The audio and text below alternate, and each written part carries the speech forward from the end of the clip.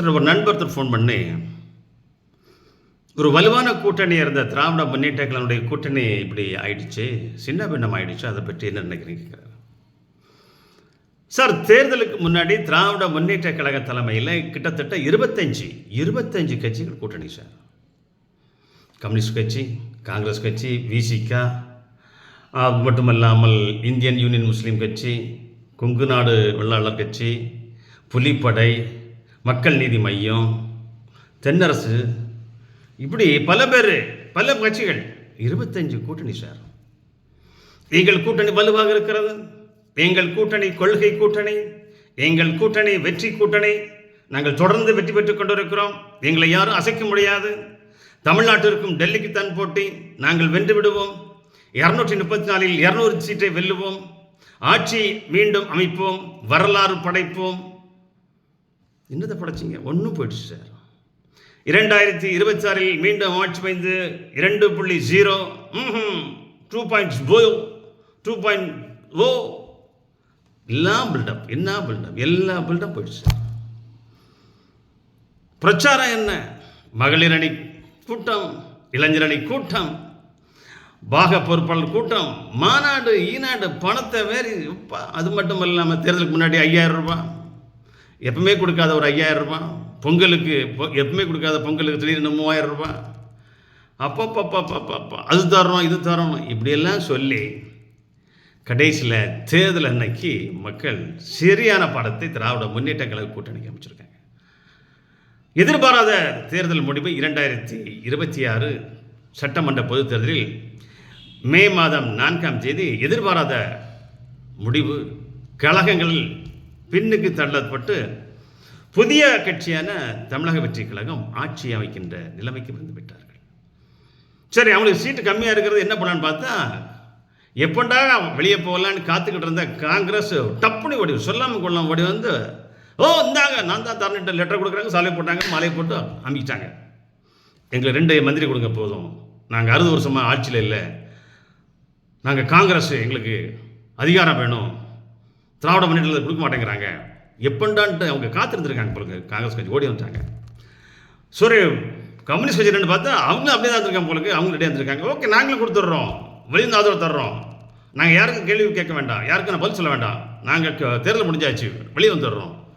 Communist கட்சி ஒரு ஆதரவு.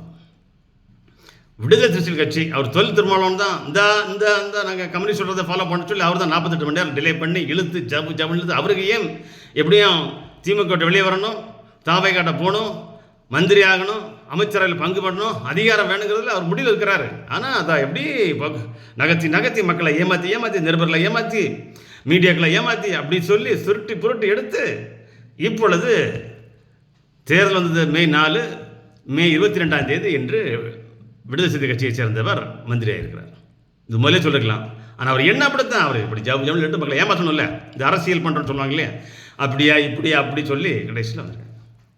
ஸோ இந்த வலுவான கூட்டணி, கொள்கை கூட்டணி, கொள்கை பிடிப்பு கூட்டணி, வெற்றி கூட்டணி, அரசியலில் நாங்களை எதிர்க்க யாரும் கிடையாது, நாங்கள் தான் வருவோம், அந்த வீராப்பு மீராப்பு, ஒரு கௌரவம், ஒரு திமிரான பேச்சு, ஒரு நம்பிக்கை இல்லாத பேச்சு, எதிர்கட்சிகளை கண்ணா பின்னமாக, கூட்டணி கட்சிகளுக்கு ஒழுங்காக சீட் ஷேரிங் கொடுக்காம, போன டைம் கொடுத்த சீட்டை இப்போ கொடுக்காம, புதிதாக வந்த கட்சிக்கு ஒரு ராஜ்யசபா எம்பியும் கொடுத்து 10 எம்எல்ஏயும் கொடுத்து, அந்த அம்மா தேர்தல் பிரச்சாரம் இடக்கூடாமல் பேசி எல்லாம் பேசி கடைசியில் திராவிட முன்னேற்ற கழகம் வென்றது 73 சீட்டு.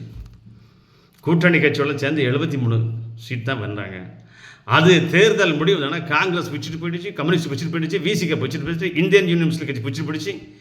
ஒன்றுமே இல்லாமல் தனியாக தவமாக இருக்கிறாங்க சார். என்ன பண்ணலன்னு தெரியாமல் சோசியல் மீடியாவில், இன்ஸ்டாகிராமில், ட்விட்டரில், ஃபேஸ்புக்கில் கருத்து மோதல், அருவருப்பான கருத்து, தேவையில்லாத கருத்து, ஒரு கொச்சையான என்னெல்லாமோ பண்ண முடியுமோ என்ன இன்று திராவிட முன்னேற்றங்களுடைய நிர்வாகிகள் இன்று ட்விட்டர்லேயும், ஃபேஸ்புக்லேயும், இன்ஸ்டாகிராம்லேயும் ரீல்ஸாக போயிட்டுருக்குது. இதற்கெல்லாம் என்ன காரணம்? தமிழ்நாட்டிற்கும் டெல்லிக்கும் என்று போராட்டம் சொன்னீர்கள், தமிழ்நாட்டிற்கும் டெல்லிக்கும் போட்டி என்று சொன்னீர்கள். டெல்லி அமைதியாக இருக்குது சார்.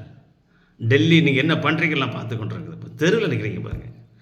உங்களை நம்பி உங்களோட கூட்டணி தமிழை ஜெயிச்சு போயிட்டாங்க பாருங்கள்.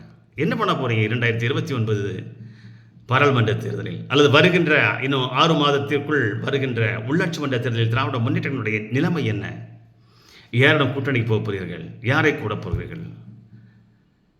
வேண்டாம் என்று ஒதுங்கி நிற்கின்ற கமலஹாசன் ஐயா, உங்களை விட்டு போன வேல்முருகன் ஐயா, நீங்கள் விரட்டி அடித்த தென்னரசையா, அல்லது உங்களோட தோற்று போன கருணாசையா, யாரிடம் கூட்டணிக்கு போக போகிறீர்கள்? உங்களுடைய அகங்காரம் உங்களை அழித்தது. உங்களுடைய மிகப்பெரிய அகங்காரம் பாரதிய ஜனதா கட்சியை வீழ்த்துவோம் வீழ்த்துவோம், பாரதிய ஜனதா கட்சி என்ற ஒற்றை எதிர்ப்பிலே நீங்கள் வீழ்ந்தீர்கள். நீங்கள் என்ன கண்டீர்கள்? ஆட்சி அதிகாரத்தில் இருக்கிறார்கள். உங்களுக்கு தெரியாதா? உளவுத்துறையினுடைய அதிகாரிகள் உங்களுக்கு தகவல் சொல்லலையா? அல்லது உளவுத்துறையினுடைய அதிகாரிகளுக்கு அவள் கண்டுபிடிக்கலையா யார் ஆட்சிக்கு வருவார் என்று தெரியவில்லையா? இதற்கெடுத்தாலும் பாரதிய ஜனதா கட்சி, இதற்கெடுத்தாலும் மோடி, எதுக்கெடுத்தாலும் ஒன்றிய அரசு நீங்கள் சொல்ல சொல்ல நீங்கள் வீழ்ந்து கொண்டே இருக்கிறீர்கள். வீழ்ந்து விட்டீர்கள், அனாதையாக இருக்கிறீர்கள். உங்களுடைய கூட்டணிகள் அபகரிக்கப்படுகின்றன. உங்களுடைய கூட்டணி உங்களோட சொல்லாமல் கொள்ளாமல் ஓடுகின்றன. ஏனென்றால் பாருங்கள், நீங்கள் எவ்வளவு தூரம் அவர்களை கொடுமைப்படுத்தி ஒரு கொடூர ஆட்சி வைத்திருப்பீர்கள். தேர்தலுக்கு முன்னாடி என்ன சொன்னார்கள்? கேட்டார்கள், கூட்டணி அரசு அமையும். கூட்டணி அரசெல்லாம் வராது, தமிழக மக்கள் ஏற்றுக்கொள்ள மாட்டார்கள், அதற்கு வாய்ப்பு இல்லை என்று சொன்னீர்கள். மத்தியில் மட்டும் கூட்டாட்சி, மாநிலத்தில் சுயாட்சி. நீங்கள் மாநிலத்தில் மட்டும் நீங்கள் சார் சுயாட்சி பண்ணுறீங்க, டெல்லியில் சுயாட்சி பண்ண வேண்டியதானே? டெல்லியில் நீங்கள் அமைச்சரவையில் பங்கு பெறாமல் அவங்களுக்கு ஆதரவு உண்டுன. அங்கே உங்களுக்கு கூட்டணி வேணும், டெல்லியில். தமிழ்நாட்டில் கூட்டணி வேண்டாம், சுயாட்சி. அப்போ நீங்கள் என்ன பண்ண போகிறீங்க? அப்போ நீங்கள் எல்லாம் ஒரு அராஜகம், ஒரு திமிரு, ஒரு கொள்ளையடிக்க வேண்டிய நோக்கத்தான் ஒரு குடும்ப அரசியலை பண்ணி நடத்தீர்கள். அதனை மக்கள் நன்றாக புரிந்து கழகங்கள் இல்லாத ஒரு ஆட்சியை தமிழகத்தில் உருவாக்கி இருக்கிறார்கள்.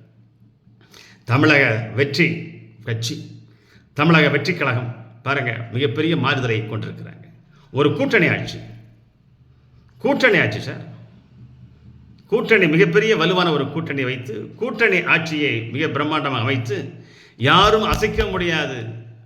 அடுத்த 5 ஆண்டுகளுக்கு இன்று ஆண்டு கொண்டிருக்க அரசை அசைக்க முடியாது என்ற திண்ணத்தில் ஒரு அழகான கூட்டணியை அமைத்து, ஆட்சி அமைத்து, அதிகாரத்தில் பங்கு கொடுத்து ஆண்டு கொண்டிருக்கிறார்கள். நீங்கள் இதற்கெடுத்தாலும் டெல்லி, இதற்கெடுத்தாலும் பாரதிய ஜனதா கட்சி, இதற்கெடுத்தாலும் ஆர்எஸ்எஸ், இதற்கெடுத்தாலும் கவர்னர், இதற்கெடுத்தாலும் மோடி, டெல்லி என்று சொல்லி சொல்லியே நீங்கள் வீழ்ந்தீர்கள், அழிந்தீர்கள். மொத்தமாக உங்களுடைய கட்சி வீழ்ச்சி அடைந்தது. உங்கள் கூட்டணி சுக்கு நூறாக சிதைந்து நொறுங்கி சின்ன பின்னமானது. இனியாவது திருந்துங்கள், இனியாவது பாரதிய ஜனதா கட்சியை எதிர்க்கின்ற போது யோசித்து எதிருங்கள். உங்கள் வார்த்தையை மாற்றுங்கள். ஒன்றியம் என்ற வார்த்தையிலிருந்து நீங்கள் மாற்றுங்கள். உங்களுடைய கொள்கை பிடிப்பில் சரியாக இருங்கள். எதற்கெடுத்தாலும் மோடியையும் மத்திய அரசையும் எதிர்ப்பதால் என்ன கண்டீர்கள்? என்ன சாதித்தீர்கள்?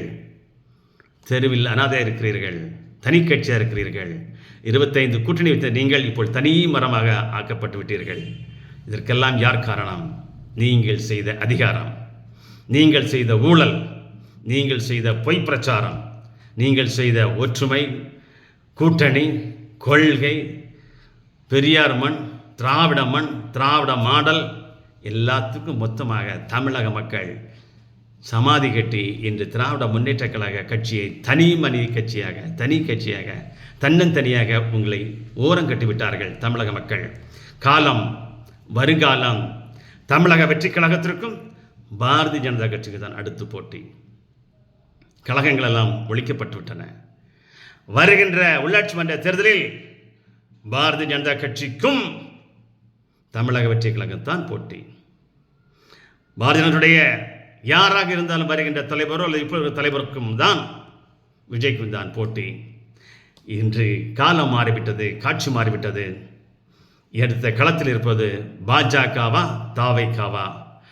மக்கள் பொறுத்திருந்து பார்த்து தாவைக்கனுடைய செயல்பாடுகளை கண்காணித்துக் கொண்டிருக்கிறார்கள். இதுவரை என்ன செய்து கொண்டிருக்கிறார்கள்? கடந்த 15 நாட்களாக கொலை கொள்ளை அதிகமாக இருக்கிறது, பாலியல் வன்கொடுமை நடந்து கொண்டிருக்கிறது, டாஸ்மார்க்கில் ரூபாய் வாங்கிக் கொண்டிருக்கிறார்கள், மின் கட்டணம் தொடர்ந்து கொண்டிருக்கிறது, ஊழலும் நடந்து கொண்டிருக்கிறது, அதிகாரிகளும் பந்தாடி கொண்டிருக்கிறீர்கள், மாற்றிக்கொண்டிருக்கிறீர்கள்.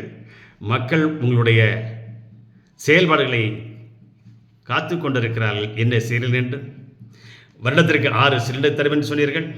மாதம் 2500 ரூபாய் தருவேன் என்று சொன்னீர்கள். மாணவர்களுக்கு பட்டதாரிகளுக்கு வேலையில் பட்டதாரிகளுக்கு 4000 ரூபாய் தரும் என்று சொன்னீர்கள். 60 வயது உள்ளவர்களுக்கு 3000 ரூபாய் தரும் சொல்லுகிறீர்கள். பல எண்ணற்ற திட்டங்கள் எல்லாம் சொல்லி ஆட்சிக்கு வந்திருக்கிறீர்கள்.